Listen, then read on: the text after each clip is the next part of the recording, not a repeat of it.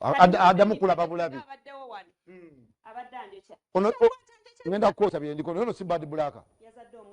ono si bad black waffe oh my god Martin tunyere ku bad black oyo mukwano go ekibukubira enfula wenjawulo nti ye yakkiriza okubeera nakazadde w'eggwanga lino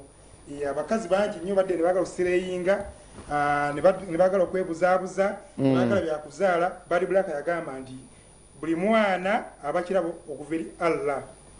Shanita namuyimba ge manya ge naye mwami wakola mulimu kigala tumulako mu town oyo gwayina gwayita gundi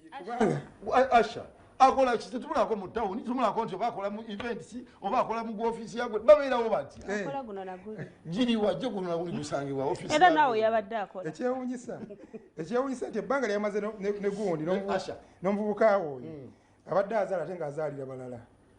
damumpulire ebbanga lyamaze nawe nedda olimba nedda bannange nedda leero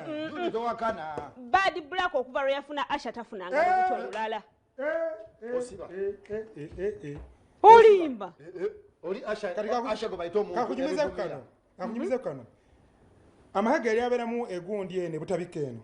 amahaga yali abeeramu ebutabika eyo yaliyo nayo omuvubuka oyo naye ng'ate omusajja agasasula muzungu yamuzalamu omwana mu biseera tyo yalina oli omuvubuka okitegedde wamala okuzaala baby taata w'omwana agamba nti omwana wange alina okukulira mu maka ageeyagaza n'abapangisiza bonna boyfriend maama n'omwana omusajja nyini mwana yabapangisa kati boyfriend ng'akola ngani boyfriend alina okubeera okulaba nti alabirira boogera bulungi ne bataata b'abaana alabirira nakawere naye kuno yatugambye nti finally naye yamwaddeyo baby yalugaye final yamwaddeyo nze sirina wadde ne bwonoonya toyina kyuyo agambye azaalira abasajja balanga n'omusajja we waali ate waliwo ne gundi ku tiktok akantrendinga awo nga tunagenda ku kirala muvubuka ng'agamba omuwala ng'agamba sisobola kuva mwami wange abeereddewo ne bwegenda okwetunga akwata akasawo nangumiikiriza nenga kuliko omwana bad black webadde akamala okuzaala baby we yasanyuse nnyo neyebaza ba online parents baffe aboogera bitabakwatako nnyo ng'omwana wooli ne baddamu kubyogerayogerako ye badde bagamba waani bamusibako omulala badde bamusibako waani omulala kakuna yatugambye wasirimu dadi ewawaka wona wasirimu dadi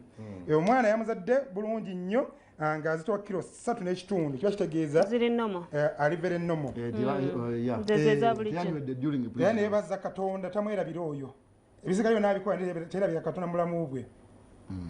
kubanga yatunyumizaako